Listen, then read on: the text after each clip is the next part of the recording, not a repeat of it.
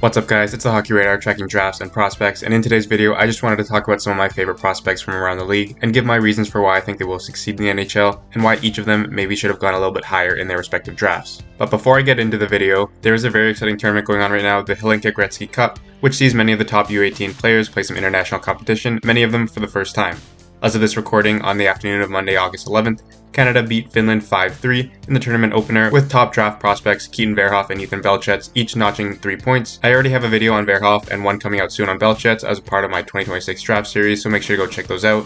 Additionally, Sweden thrashed Germany 10-0, Czechia beat the Swiss 6-2, and US beat Slovakia 6-3. I will make a video on the tournament as a whole when it concludes, focusing on some of the best performers, so stay tuned for that. Now let's get into today's content. This will be a multi-part series, so starting with player 1 of part 1, we have the 10th overall pick of this year's draft, Roger McQueen. After a 51-point season as a 16 to 17-year-old kid, plus a Hlinka Gretzky performance with 7 points in 5 games played back in 2023-24, McQueen would go into the season as one of the top prospects, and this was reinforced by starting the year off with a 4-goal performance. Unfortunately, his season would be cut short due to a major back injury that would limit him to 17 games this past season. He would still put up an impressive 20 points in those 17 games, however his draft stock took a huge hit, not only due to the lack of playing time and development, but also due to the uncertainty surrounding his current and future health. Standing at 6'6", 200 pounds, this right shot center is a strong power forward who also has great hands and puck distribution. In the small amount of games he played this season as well as last year, you can tell he's got a heavy shot, and if it's not going in, it's too hard for the goalie to swallow, leading to rebounds and future chances. He's got a quick release in the slot and knows how to get open and present his stick for his teammates, and even at 6'6", he's great at sneaking around in the O-zone, jumping up in the play almost undetected, opening up for passes and tips in the slot,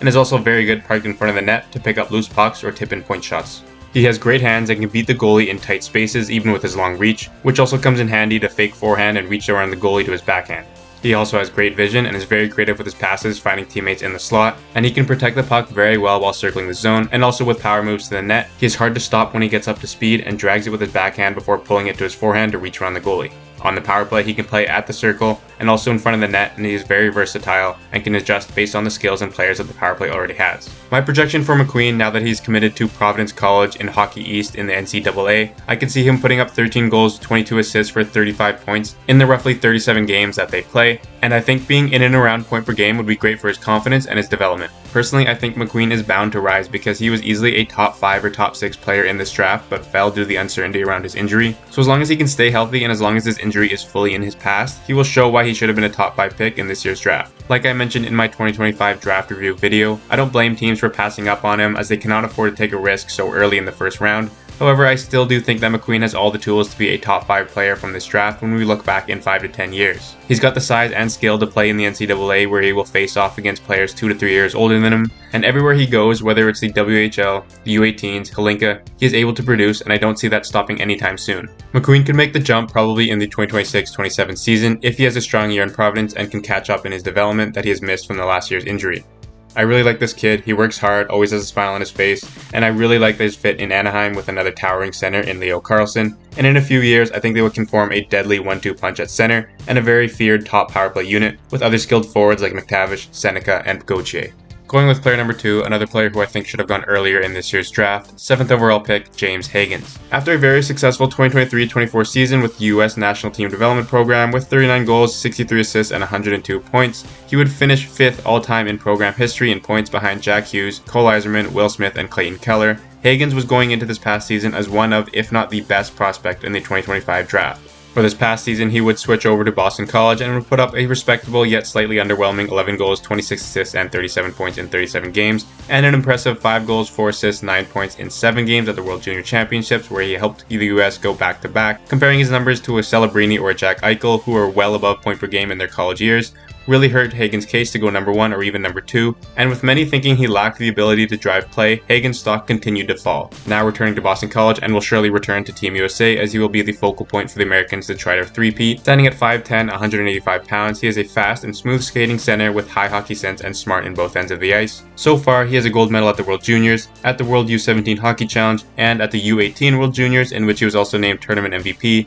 Best Forward, and to the All-Star team as he had the most points in the tournament. He is a proven winner, and I think he fits really well into the Bruins' winning mindset, although I really think he should have gone earlier in this draft. There's a ton to like about Hagens' game. He has a great hockey IQ and offensive ability. He's very creative in the O-zone, especially this season, playing with very reliable and responsible college line mates in Gabe Perreault and Ryan Leonard. He is very deceptive at shooting, fakes going up high and then slides at 5-hole as he often changes the angles on his shots. And he's great at getting open and has a quick release once he gets the puck in the slot. He's got very smooth stick handling, as it often looks like the puck is on a string for him at times as he goes up the ice. Once he gets into the O-zone, he's got great poise and patience and great heads-up play as he finds his teammates in space and finding long, accurate stretch passes. On the power play, he can play in the right circle as a lefty and has great vision as he finds the open man on the back door, taking advantage of the man in the box, and a great one-timer from the dot as well. I really think some of the criticism he got in his draft year was unwarranted, because a lot of people gave him flack for not driving play enough and getting to the middle. However, there were definitely flashes of it this year, and the times where he wasn't driving the play was when his line mates Leonard and Perreault were, and it's not possible for all three players to drive the play at the same time, and so it makes sense for Hagens to not be able to drive the play all the time. I personally think he is very capable of it, and I think he will prove that and prove everyone wrong this year now that he is the main man in Boston College and with the US World Juniors team. I can see him well surpassing his previous point totals in the NCAA and getting 18 goals, 34 assists for 52 points for Boston College,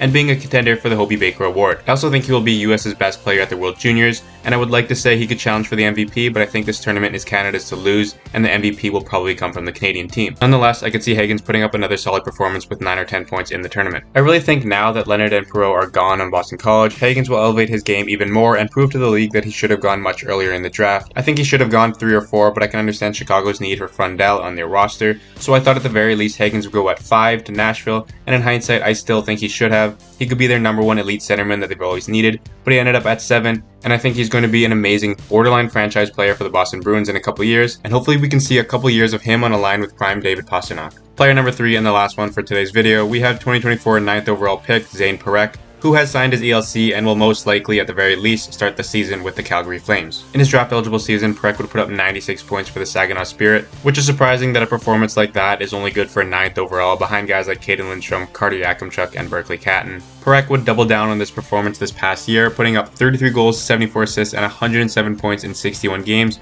which is 6th all-time in single-season scoring by an OHL defenseman, and 8th all-time in points per game in his OHL career. At the end of this past year, he would get into one NHL game and scored his first ever goal. He is a very creative and dynamic offensive defenseman, and already in his career, he has a gold medal at the Hlinka Gretzky Cup, a CHL All-Rookie Team, a CHL Defenseman of the Year, 2-time CHL First All-Star Team, 1 Memorial Cup with Saginaw,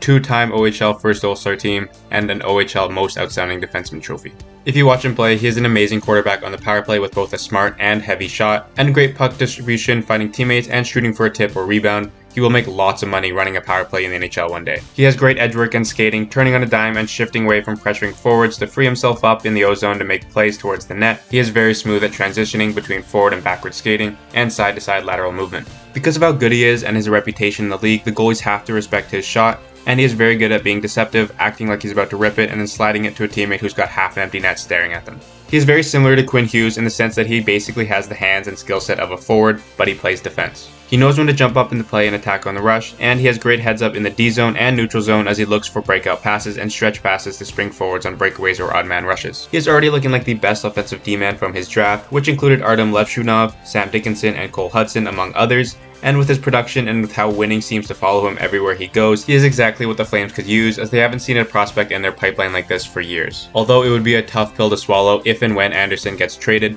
that right side is in very safe and capable hands with an established Uyghur and Zayne Parekh taking over as early as this year. Zayne Parekh has all the tools to be a highly offensive defenseman in this league, and with how much this league values production from the point, he could quickly become one of the top players from this draft and be ranked much higher than the 9th slot where he went back in 2024. That is all for part 1 of this favorite prospect series. Let me know what you guys think of these players and whether you agree or disagree that they should have gone higher in their drafts. Comment down below some of your favorite prospects and make sure to be on the lookout for future parts of this series. Like and subscribe and stay tuned as I will be releasing 3 more player videos from my 2026 draft series in the coming weeks featuring Ryan Rubrock, Vigo Bjork, and Ethan Belchets.